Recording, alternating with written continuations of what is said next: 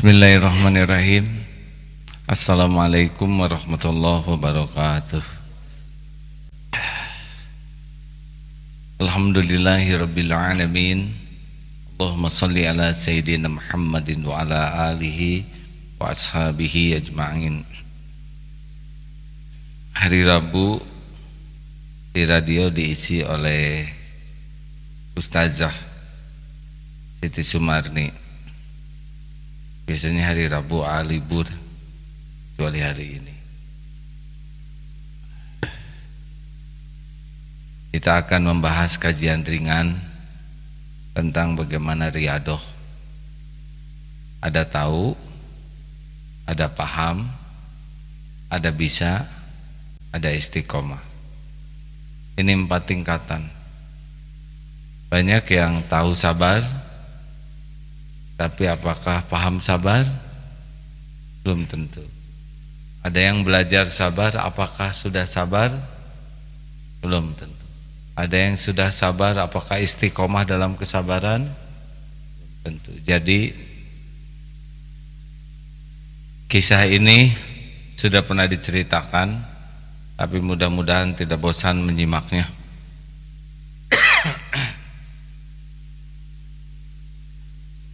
Tentang ayah yang melatih anaknya bertauhid. Sudah dengar cerita ini belum? Santri baru belum mungkin ya. Namanya Adi. Maaf kalau sama ya. Pas saya ceramah ini lagi ceramah barengan dengan Adi Hidayat, Ustadz Adi Hidayat. Jadi Adi datang ke bapaknya, Pak, hari Sabtu saya ada dharma wisata, boleh enggak saya ikut, Pak? Oh, minta dong ke Allah, Allah yang paling tahu apa yang terbaik. Nanti sholat jamaah doa ke Allah. Akhirnya sesudah sholat jamaah minta ke Allah. Ongkosnya 70.000 kalau tidak salah ya. Saya udah naik belum? Waktu tahun lalu ceramah ini belum naik ya. Sesuaikan sekarang. Sudah gitu Pak, ya minta ke Allah dulu. Karena semuanya sebelum minta ke Bapak harus minta ke Allah. Karena Allah yang menguasai segala-galanya. Ya Allah, tolong minta 70.000. Bapak saya enggak ngasih. Adi jangan begitu doanya. Minta, ya Allah, Adi pengen pergi dharma wisata, tolong Bapak saya supaya ngasih uang. Jangan begitu Adi. Doanya langsung aja, ya Allah, saya minta seperti yang kata Bapak saya. Ini Rebo nih, Kemis. Adi sini berapa bayarnya di? 70 Pak. Nih Bapak kasih uang pada subuh nih. Alhamdulillah ya Allah terkabul. Adi, uang ini kasihkan kepada teman Adi yang tidak punya ongkos. Lah Adi mana Pak? Insya Allah nanti Adi Allah kasih jalan. Penting Adi bisa sedekah. Allah dia yang memberangkatkan tuh. Wah, nanti Adi gimana Pak? Kata guru kalau nggak bayar nggak akan bisa berangkat. Adi berangkat itu bukan kata guru, bukan kata Bapak, tapi kalau Allah yang menghendaki. Pergilah Adi ke sekolah. Bu guru nih 70.000. Alhamdulillah, emang kamu belum bayar Adi? Tapi kata Bapak saya, ini untuk bayarin temen yang gak punya uang. Emang ada Bu guru yang gak punya uang? Ada. Terus itu belum bayar juga. Ya udah buat dia nih supaya dia bisa berangkat. Lah kamu mana Adi? Itu dia Bu guru. Kata Bapak saya, nanti Allah ya kalau gitu mah kamu tetap gak bisa pergi. Dan yang pergi yang ngongkosin. Kata Bapak saya, Pergi itu bukan kata guru, bukan kata bapak, tapi kalau Allah mengendaki. Saya nggak ngerti Adi, yang penting mah yang bayar yang berangkat. Dah, berlalulah tuh hari Jumat, berangkatnya Sabtu nih, itu Jumat. Sabtu pagi Adi sudah tidak semangat, tidak mandi pagi habis sholat subuh. Adi, kenapa enggak siap-siap ke sekolah? Lah kan Adi enggak bayar Pak, gimana berangkat? Adi udah sholat, udah doa, udah tahajud, udah sedekah, udah nurut sama orang tua. Coba berangkat aja Di. Kita kan tidak tahu takdir Allah, tapi yang pasti Allah tahu isi hati Adi, Allah tahu apa yang Adi lakukan, Allah tahu apa yang kita lakukan. Pergilah sana sambil banyak istighfar, banyak sholawat, sampai ke masjid sholat, nanti di musola bilang aja, ya Allah Adi udah nyampe di sekolah. Akhirnya ibunya tuh bilang, Pak, aduh Pak, kasihanlah si Adi ini masih SD. Biarlah Bu latihan yakin ke Allah, bahwa Allah tuh melihat dan tidak pernah mengecewakan. Ya tapi masih kecil lah Pak, kasihlah 70. Enggak lah Bu, insya Allah Allah maha tahu apa yang dilakukan. Berangkat Adi ke sekolah. Sampai di sekolah musola, ya Allah Adi udah nyampe. Dilihat bis sudah naik, yang lain-lain. Ya Allah, teman-teman naik bis KM, tiba-tiba ngelihat si Adi masih di musola. Adi, kenapa kamu gak naik bis? Ayo Adi. Tapi kan saya belum bayar. Oh, kamu belum bayar, berarti kamu jaga sekolah ya. Aduh, Adi udah berbunga-bunga. Akhirnya bis pergi dan teman yang dibayarin dadah Adi, gelek. Bis pergi, Adi perih. Ya Allah, udah pada pergi. Ya udahlah, mungkin bukan takdirnya. Adi pakai sepatu keluar dari masjid, tiba-tiba sebuah mobil Alphard hitam berhenti.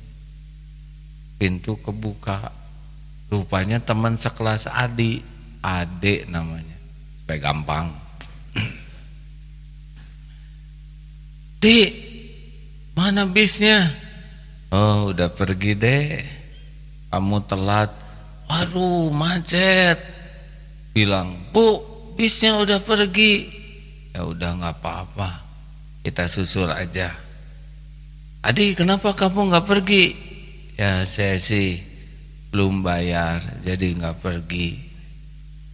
Si Ade bilang sama ibu, itu Ade. Nah Adi, ayo naik yuk, kita susul bisnya sama-sama. Iya ayo naik sini. Akhirnya Adi naik ke mobil, bagus itu, pintu ketutup, klek. Adi duduk, nangis Adi. Alhamdulillah ya Allah, benar seperti yang dikatakan bapak saya. Pergi mah bukan kata guru, bukan kata bapak, tapi maunya Allah. Orang lain naik bis desek-desek, Adi naik mobil enak begini. Alhamdulillah. Semuanya lihat air ya. Nanti waktunya harus ngepas, jangan lagi tegang-tegang ya. Lagi seru-serunya lihat gelas ya.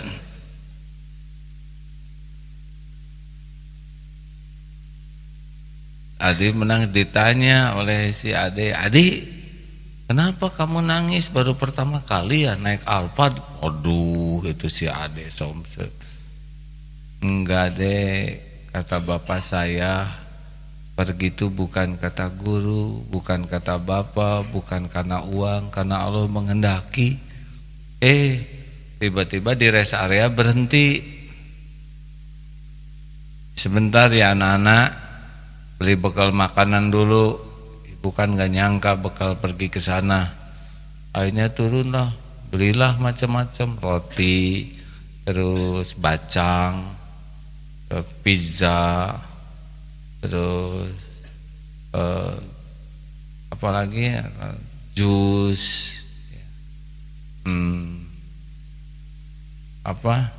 yogurt, terus macam-macam lah.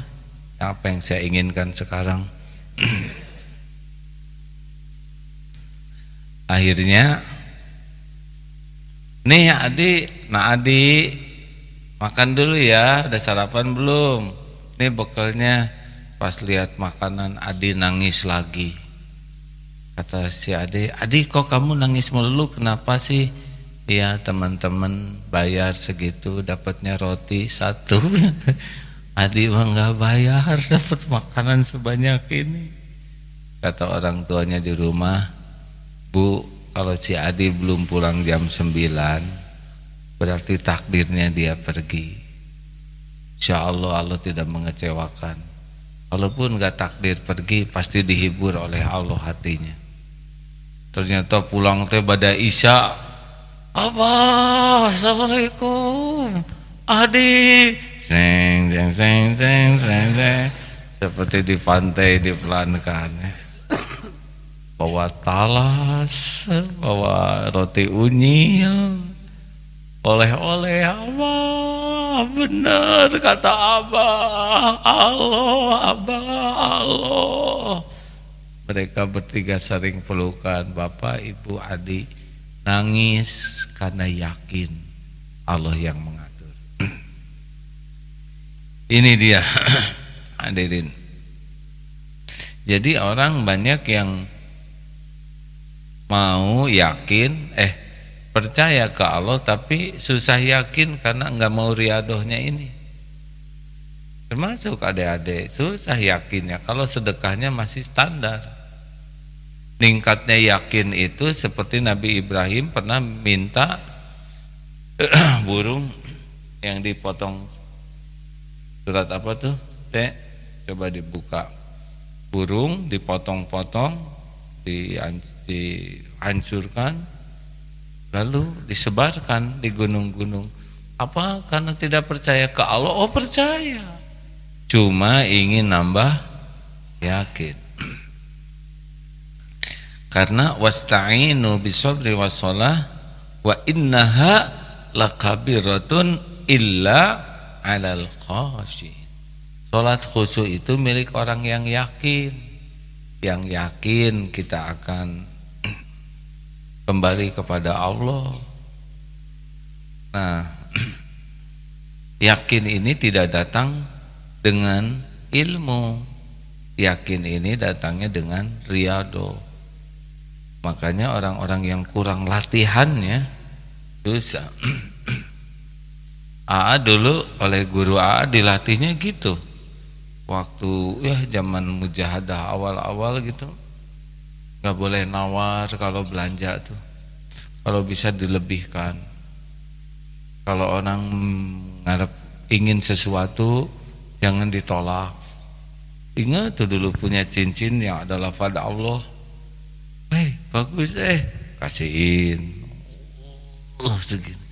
Saya nyari lagi beli. Ternyata pada lihat pasti ada lagi, kasihkan. Terakhir jas tuh ya. Dulu punya jas 3. Keren jasnya, kasih. Sekarang udah nggak riadoh lagi ya. Nggak laku itu sekarang. Itu dulu ya. Sampai akhirnya yakin bahwa setiap perlu itu akan diadakan oleh Allah. Latihan. Nah, ini yang agak jarang dilakukan. Ada Ustaz ketemu? Kita simak ayat. Surat Al-Baqarah ayat 260.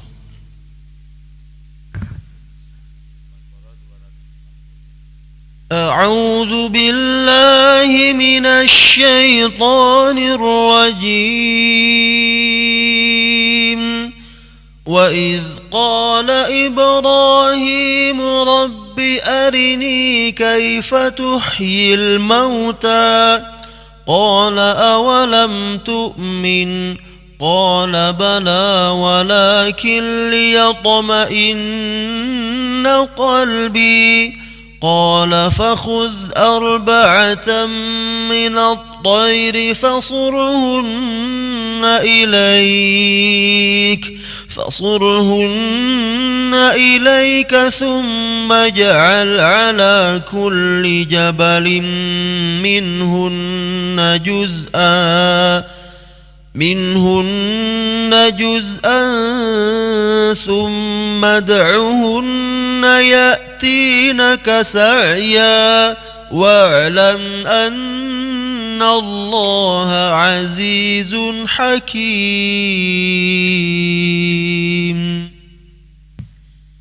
Dan ingatlah ketika Ibrahim berkata, "Ya Tuhanku, perlihatkanlah kepadaku bagaimana engkau menghidupkan orang mati." Allah berfirman, "Belum percayakah engkau?"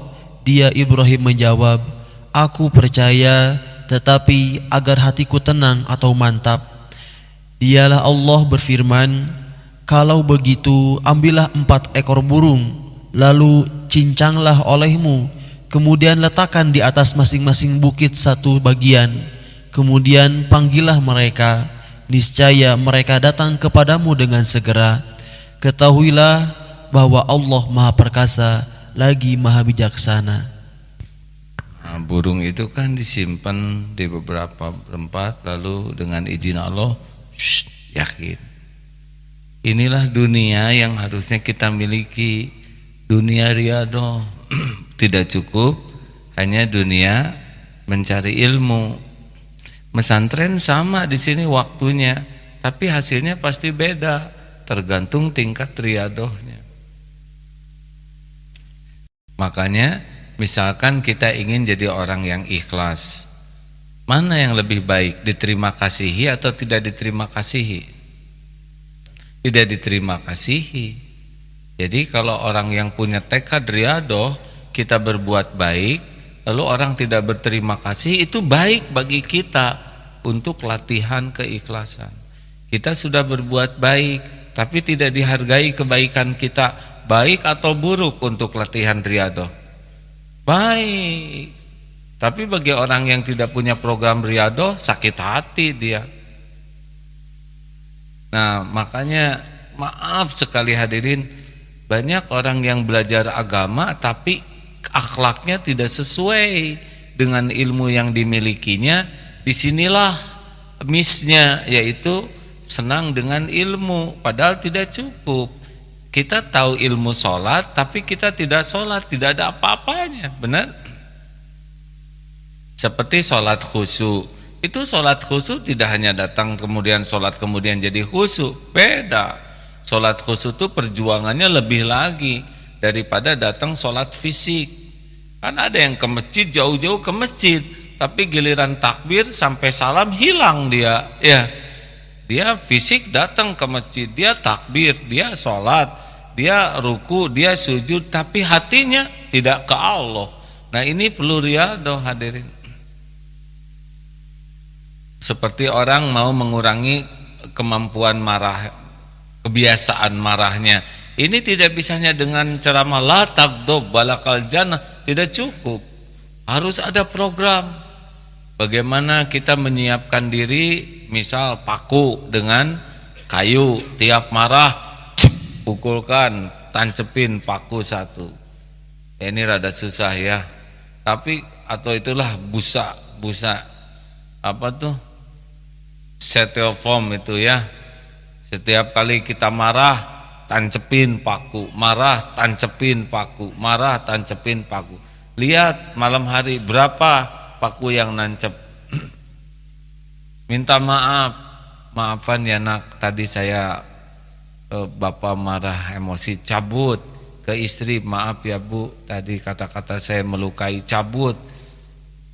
Lihat pakunya habis karena kita minta maaf. Yang tersisa apa? Bolongnya. Gimana ngobatin bolong di hati?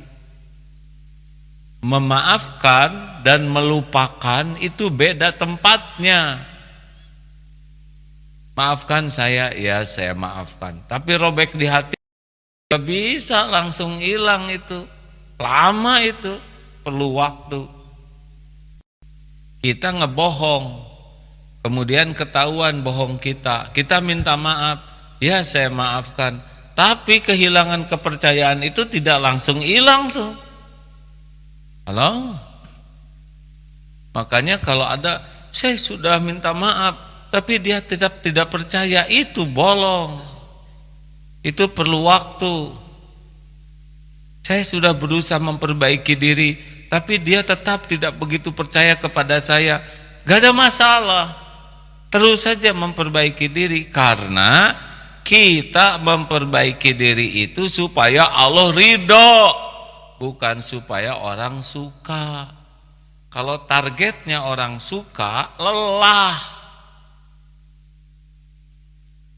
Dulu ada ibu-ibu pesantren di sini, dibawa oleh suaminya, dipesantrenkan karena mungkin melakukan kesalahan. Saya tidak tahu dan tidak ingin tahu kesalahannya. Kenapa tidak ingin tahu? Nanti jadi kotor hati. Lebih baik tidak tahu. Nah, kecuali kalau takdirnya harus tahu. Sesudah 2 minggu di sini, ibu itu curhat. Padahal saya sudah pesantren, saya sudah tobat, saya sudah memperbaiki diri, tapi suami saya tetap tidak percaya kepada saya. Ibu, berarti ibu belum tobatnya. Sudah, belum. Atau dari mana? Ya ini ciri-cirinya ibu kecewa. Kalau ibu tobatnya betul, ibu gak akan kecewa dengan kelakuan suami. Kenapa? Karena tobat itu minta ampunan Allah, dan hati suami itu dibulak-baliknya oleh Allah, bukan oleh kita. Menurut saya bagus, Bu. Suami ibu masih jengkel ke ibu. Loh kok bagus, Berarti ibu akan terus memperbaiki diri. Kalau ibu sudah merasa baik, ibu gak akan memperbaiki diri lagi. Kita lebih memerlukan memperbaiki diri daripada pengakuan orang. Kita lebih memerlukan kita jadi baik daripada diakui oleh orang sebagai orang baik. Mengerti ini hadirin? Penting tidak? Maksudnya saya mana yang penting? Diakui sebagai orang baik atau jadi orang baik? Apa perlunya pengakuan orang? Enggak perlu. Yang perlu tuh kita jadi orang baik yang disukai Allah. Titik. Selesai. Kalau kita menjadi baik karena ingin orang lain baik ke kita, itu kita nggak akan bisa baik betulan, karena kita memang enggak dari hati. Jadi jangan heran kita berusaha memperbaiki diri, tapi banyak cobaannya, banyak ujiannya. Nah itu supaya mantap niatnya. Ingat yang ada 2 orang punya hutang. Hutangnya sama, tahajud dua-duanya, yang satu lunas, yang satu enggak lunas-lunas. Kenapa? Ilmunya sama, doanya sama. Karena yang satu ini, yang enggak lunas ini, dia tahajud itu supaya lunas hutang. Sedang yang satunya lagi, dia tahajud karena ingin dicintai Allah. Oleh Allah enggak dilunasin hutangnya. Karena kalau utangnya dilunasin, apalagi yang lunas, tahajudnya lunas. Jadi Allah kan tahu isi hati hambanya, ya. Sengaja oleh Allah diawet-awet hutangnya, sampai akhirnya dia dari doa minta lunas utang, jadi doa supaya minta diampuni, doa supaya minta dicintai Allah. Bagian dari doa sesudah tahajud adalah lunas utang. Jadi bukan jadi inti. Sama di sini, kenapa saya udah minta jodoh habis-habisan, kok teman saya yang dapat, pada kelihatannya dia tidak terlalu fokus minta jodoh, malah dapat. Saya ngejungkir balik, udah saum Daud, udah tiap hari one day one juice, udah tahajud saya. Kenapa saya udah minta ke Allah? Habis saudara semua ibadahnya hanya untuk jodoh sih. Allah kan ingin ibadah kita untuk Dia. Benar? Allah ingin tobat kita untuk Dia. Makanya ikhwan, ikhwan, jangan terlalu fokus kepada cinta akhwat. Pertama, dia belum tentu tertarik padamu, ya. Yang kedua, dia udah punya calon. Halo. Remek, ya sudah, rasa-rasain. Kenapa Allah menanamkan cinta di hati saya kepadanya, padahal dia calon yang lain? Tanya sendiri, mata saudara kejaga enggak? Jangan-jangan enggak kejaga matanya. Udah, kan yang paling apes dalam hidup itu adalah menginginkan sesuatu yang tidak ada takdirnya. Nyesek hadirin. Udah enggak akan kejadian. Mengerti deh kenapa nyesek kemarin? Nah, hadirin sekalian, kenapa Allah memberikan ujian ini? Ya, boleh jadi mata tidak terjaga, pikiran tidak terjaga, lalu Allah tanamkan saja padahal tidak ada garisnya. Repot, tersiksa nanti. Jadi gimana dong? Ya sudah, tobat, semuanya harus tobat, ya. Ini sebentar lagi musim pilek, ya kan? Pemilihan anggota legislatif, ya, legislatif, pilek. Kalau legislatif pilek, kalau ini legislatif. Ada teman yang ikut pilek juga,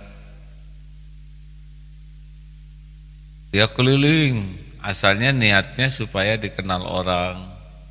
Lambat laun dia berkata begini, sesudah saya turun ke masyarakat, keliling ke kampung-kampung, ngobrol dengan masyarakat, malah sekarang saya jadi tahu sesuatu yang tidak tahu sebelumnya, yaitu jadi tahu bersyukur atas nikmat yang Allah berikan selama ini. Karena orangnya orang kaya, jadi jarang turun ke gang-gang ngobrol bagaimana di rumah-rumah yang bocor, isinya penuh, nggak ada makanan.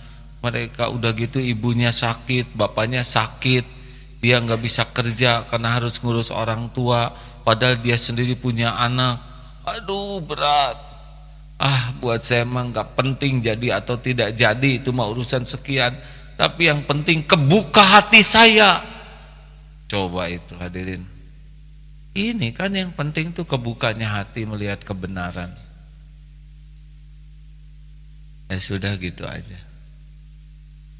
Jadi mulai sekarang, ini besok kan di wisuda, masa keemasan, mana coba masa keemasan?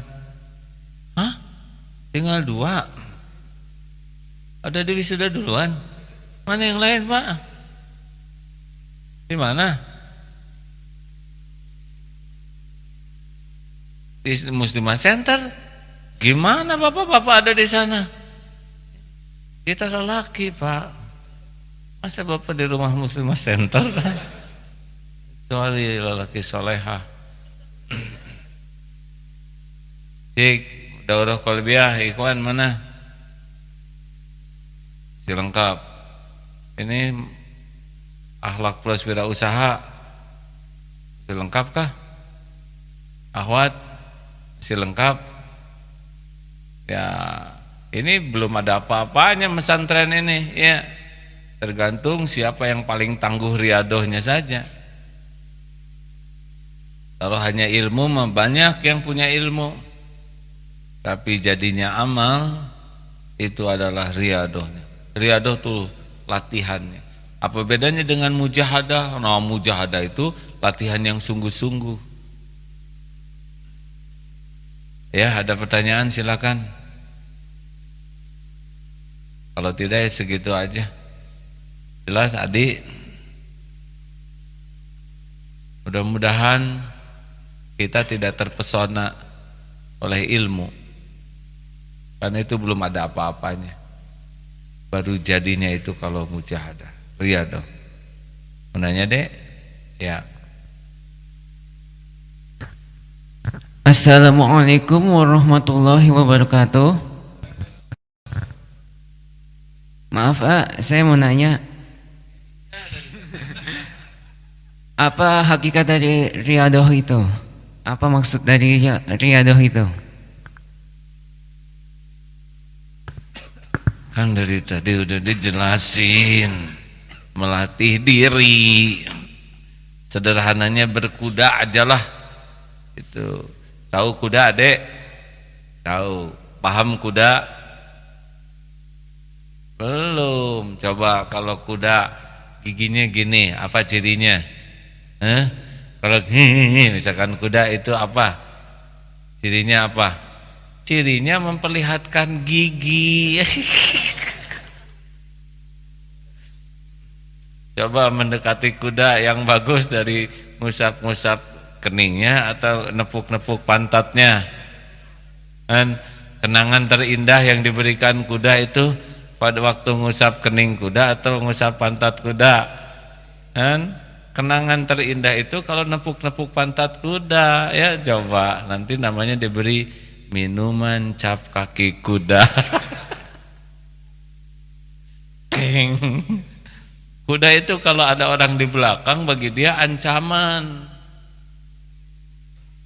Senjata kuda itu kan di depan digigit, di belakang disepak, di atas dilempar, di bawah diinjak. Kalau nggak tahu ilmunya, telinga kuda ke belakang, oh ya apa nih anak jewernya, justru itu sudah mau gigit ya. Nah hadirin sekalian, tapi paham kuda tetap nggak bisa berkuda kecuali dengan berlatih, dan itu harus ada keberanian, harus ngeluarin waktu, tenaga, biaya, siap dengan resiko, benar? Bayar ke sana minimal ke depan Masjid Salman dulu ya.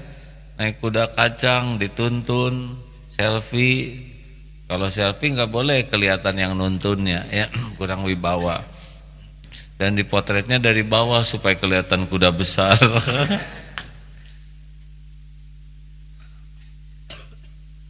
Ya, apakah dengan sekali naik kuda langsung jago berkuda? Enggak. Oh, itu latihan berkuda, kenalan kuda. Kalau di pesantren ini sebulan sebelum naik kuda, santri itu pertama dia harus ngarit dulu, ngasih makan kuda sampai ngerti dengan dia dengan kudanya ada hubungan batinnya. Hubungan rumput maksudnya. Ngasih makan, ngusap, udah gitu ngebersihin kandangnya. Kuda lihat siapa yang ngebersihin kandang saya. Udah gitu ngemandiin kuda, ngebersihin kakinya, bulu-bulunya. Sampai kuda merasa, ini anak ini baik nih. Coba datang-datang ujuk-ujuk naik, kan kasih selokan ya kan.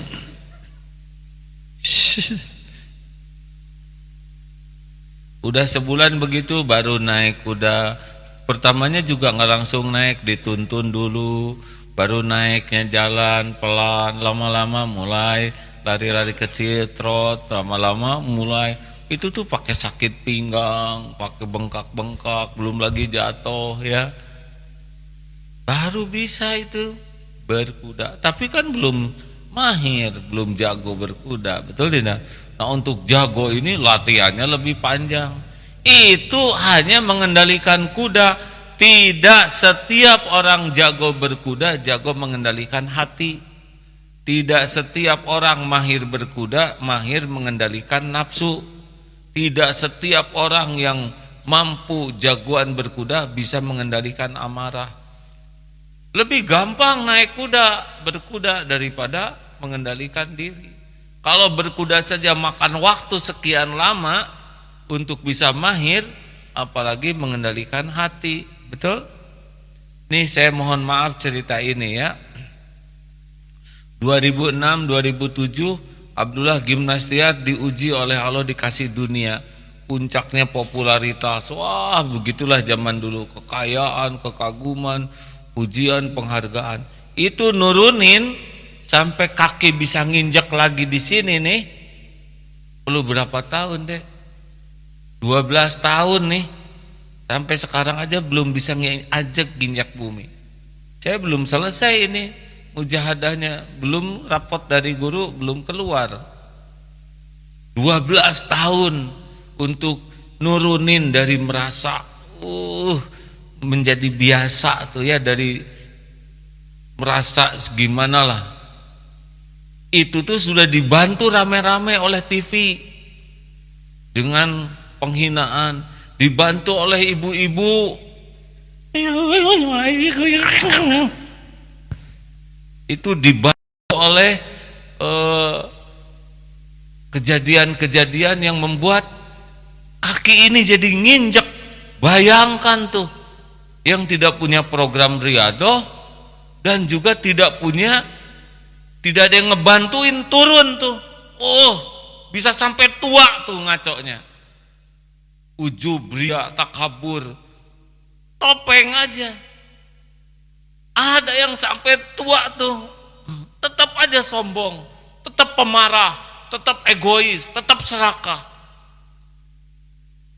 Padahal dia kuliahnya lulusan Islam, padahal baca Quran. Tahu kenapa? Nggak ada program riadohnya.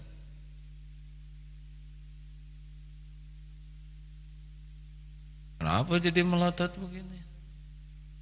Berbahagialah bagi orang-orang yang hidupnya banyak ujiannya. Karena ujian demi ujian itu menguatkan. Kalau di dalam dunia suluk namanya ya, dunia orang-orang yang mau dekat dengan Allah, kepahitan itu termasuk hari raya. Justru kelapangan, kenyamanan, kemudahan, itu yang paling bahaya.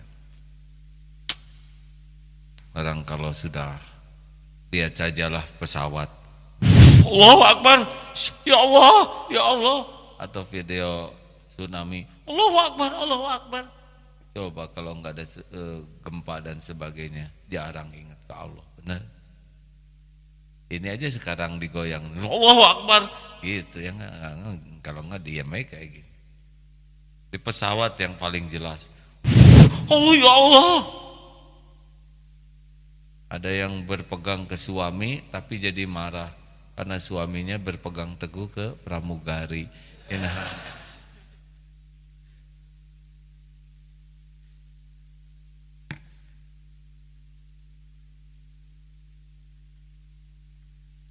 Mudahan ini hujan di luar.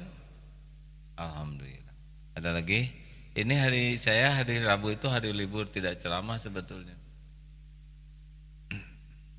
Ada lagi yang mau didiskusikan? Kalau tidak selesai nih. Ibu mau nanya? Silakan. Sebentar, pakai mikrofon ya Bu, supaya terdengar. Jadi dunia kita itu adalah dunia berlatih. Berlatih menghadapi yang menyakiti, berlatih menghadapi kesulitan, gak ada keuangan, tidak dihargai, diremehkan. Itu bagus sekali ya untuk meningkatkan. Kalau punya programnya. Kalau nggak punya program, udah DTA. Tahu DTA? Derita tiada akhir. Atau NTH, nelangsa tiada henti. Ya, Mak. Bismillahirrahmanirrahim. Assalamualaikum warahmatullahi wabarakatuh. Saya dari Padaherang, Pangandaran. Pertama-tama saya mau minta maaf. Gini baru kesempatan ini saya bisa bicara. Sebenarnya saya punya anak pesantren di sini 3 tahun, tapi berhubung sakit, jadi nggak bisa nerusin. 2 tahun sakitnya nggak bisa bangun, udah operasi 2 kali. Tapi sekarang kesini ditungguin sama saya, jadi 2 bulan, hampir 2 bulan di sini mau nurusin kuliah di UPI karena tidak bisa lagi cuti ya. Jadi ya saya bersyukur anak saya bisa pesantren di sini. Dia itu tabah, sabar menghadapi cobaan.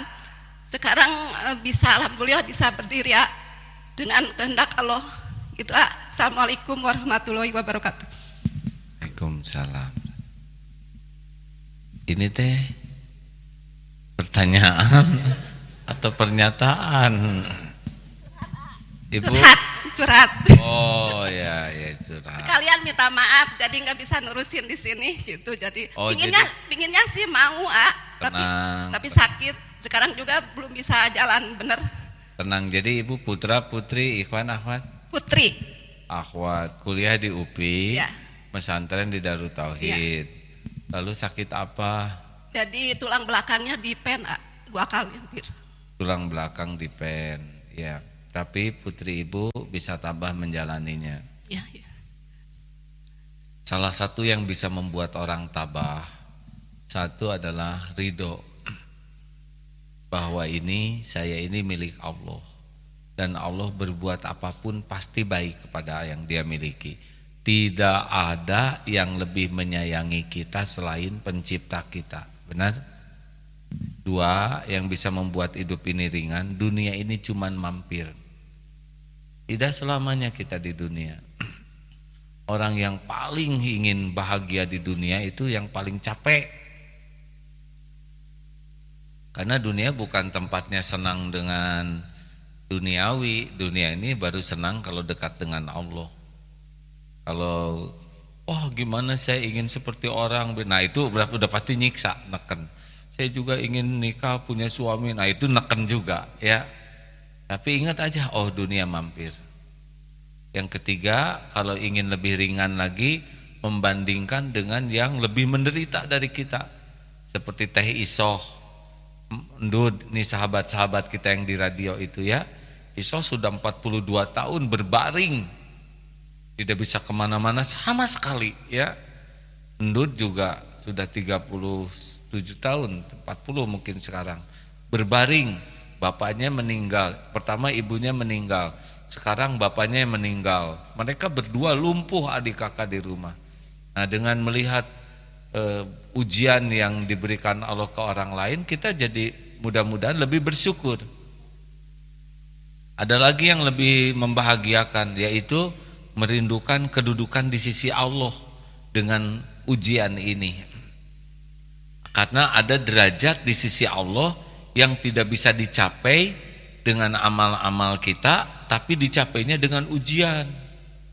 Jadi ada orang yang amalnya biasa, tapi dia bisa jadi orang yang dicintai Allah karena ujiannya pahit.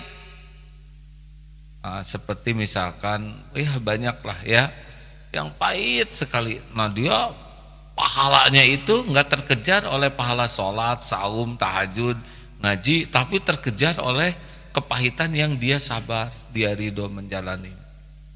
Nah, yang lebih hebat lagi, orang itu akan kuat menghadapi hidup ini kalau ngebayangkan akhirat, Bu. Jadi ngebayangkan jadi bidadari, membayangkan bertemu Rasulullah SAW, membayangkan berjumpa dengan Allah, gitu. Nah, itu akan lebih tahan. Tapi kalau ngebayanginnya hanya kesenangan duniawi, nyesek hidup ini. Ibu, semoga Allah mengangkat derajat keluarga ibu dan putri ibu juga ya. Amin, amin.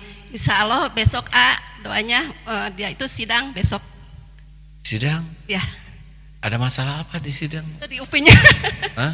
Di UPI-nya mau sidang. Oh, besok. di UPI ya. Ya. Sidang di pengadilan. Insya Allah, Bu. Banyak yang sakit dan tidak bisa kuliah, ya. Masih bisa kuliah, Masya Allah. Banyak yang sehat dan juga tidak kuliah. Banyak yang kuliah dan tidak bisa sidang. Benar? Ada yang sidang tapi tidak kuliah. Itu tilang namanya. Kalau bisa ketemu nanti ya, Bu. Di mana? Di mana? Ya, maksudnya saya ingin mendoakan saja nanti. Ya. Amin, amin, amin. Ya, Bu. Terima kasih. Assalamualaikum warahmatullahi wabarakatuh. Waalaikumsalam warahmatullahi wabarakatuh. Ingat 7 wasiat dari Rasulullah kepada Abu Dzar. 1, cintai orang miskin dan dekat dengan mereka. Jadi kalau saudara sibuk dengan orang kaya, siap-siap nih tidak bahagia.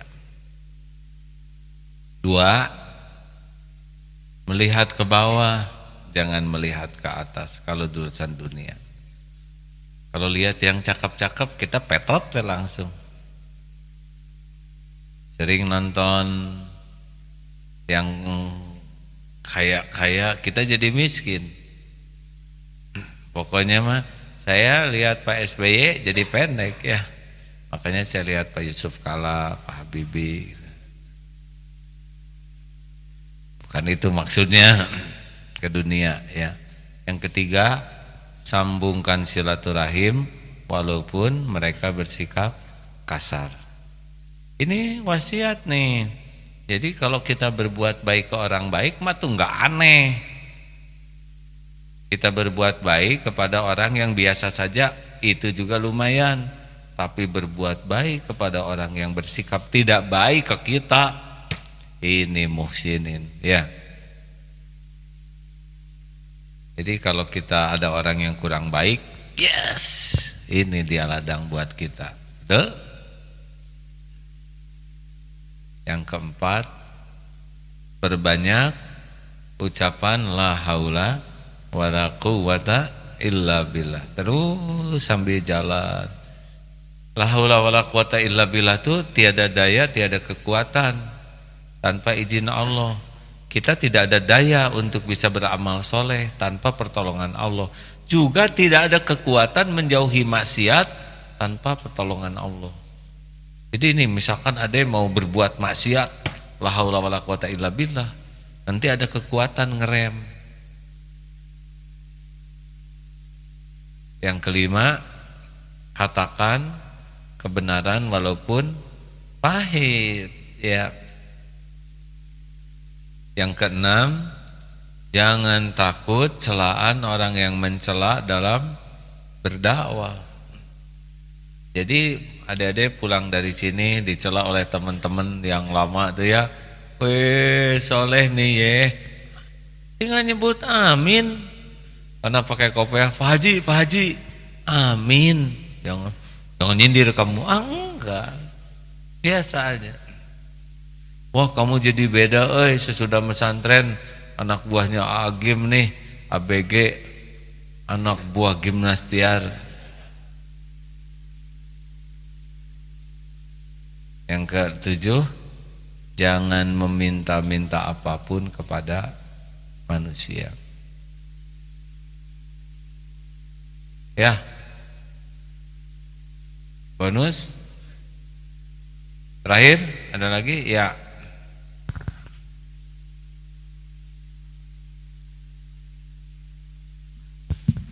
Terima kasih. Boleh mikrofonnya digeser?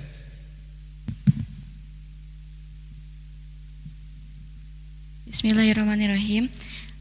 Assalamualaikum warahmatullahi wabarakatuh. Saya santri PPM. Izin bertanya. Jadi waktu kemarin itu ada salah seorang teman saya yang mengucapkan selamat hari raya kepada agama lain. Sedangkan yang saya ketahui itu tuh tidak boleh gitu ya. Kemudian saya mencoba memberitahukan apa yang saya ketahui kepada beliau.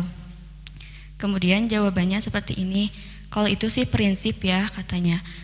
Mau saya, kalau menurut saya, kalau sekedar saya mengucapkan seperti itu tidak akan merusak akidah saya. Nah dari situ kan saya agak bingung juga gitu sebenarnya yang benar itu harusnya seperti apa. Jadi baik. mohon penjelasannya. Ulama ada dua pendapat ya, ada yang melarang mutlak, ada juga yang membolehkan sepanjang itu tidak diyakini sebagai pengakuan atas ketuhanan yang lain. Ada yang berpendapat begitu karena tiap lingkungan berbeda-beda. Kalau kita yakin dengan satu pendapat, yakini saja. Dan kalau ada yang punya keyakinan yang lain dan ada rujukan ulama yang dirujuknya, kita hargai saja. Gitu? Kan gak bisa maksa orang. katakan aja selamat bahagia. Ya, bonus. Ada lagi? Ini ada tamu dari MBK. Mana? Coba acungkan tangan. MBK. Oh, mana akhwatnya? Nggak ada akhwatnya. MBK. Laki-laki semua. Mana MBK? Akhwat? Tahu MBK apa coba? Mobilku. Apa sih? Singkatan dari apa MBK? Oh, multi bangun kencana. Ini showroom mobil ya. Terima kasih. Bagi yang perlu mobil, silakan beli ya. Ya, penutup. Tadi siapa yang bertanya lagi? Oh ya, pengumuman dikit.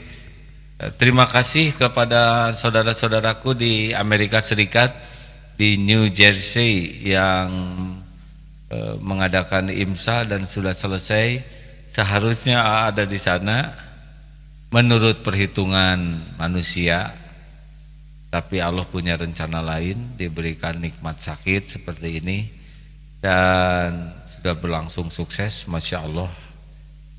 Artinya kalaupun tidak ada seseorang itu tidak harus menjadi gagal, hanya tidak ada seseorang. Dan insya Allah nanti pada maghrib di Masjid Al-Latif Perth, Australia akan ada silaturahim lewat Skype. Jadi saudara-saudara yang dibuat di luar negeri nanti bisa ngumpul di masjid. Dan sekarang teknologi Skype sudah sangat baik untuk bisa live ya, berinteraksi begini.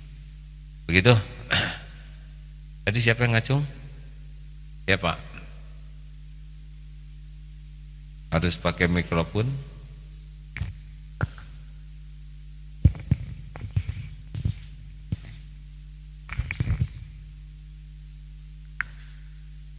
Assalamualaikum warahmatullahi wabarakatuh, Ustadz. Saya Azi, Ustadz, dari Batu Marta, tepatnya di Oku, Kabupaten Oku. Ogan Komering Ulur. Ya. Iya benar. Batu Raja. Ogan Komering Ulu. Pertanyaan saya, mohon maaf Ustadz, agak keluar dikit dari kajian subuh ini, tentang pada saat sholat saya di antara sujud terkadang menambahkan istighfar. Ya, baik. Mohon, apa itu taklid apa enggak itu Ustadz? Jadi sholat itu harus meniru yang dicontohkan Rasulullah SAW. Nah, ini saya simak dan saya baca ya. Sujud ruku itu untuk bertasbih dan sujud itu adalah untuk berdoa. Yang dilarang dalam sujud adalah membaca Al-Quran. Kalau kita doa dengan doa dari Al-Quran, niatnya bukan niat baca Quran tapi niat berdoa. Nah, sebagian ulama ada yang sujud itu harus sesuai dengan yang dicontohkan Rasul, tapi ada juga ulama yang berpendapat bisa berdoa. Memang sebaiknya doa yang dicontohkan Nabi. Tapi kalau kita mau mohon ampunan, sujud itulah saat kita berdoa. Terima kasih Ustadz atas jawabannya. Jadi ya. enggak taklid enggak? Enggak, insya Allah boleh.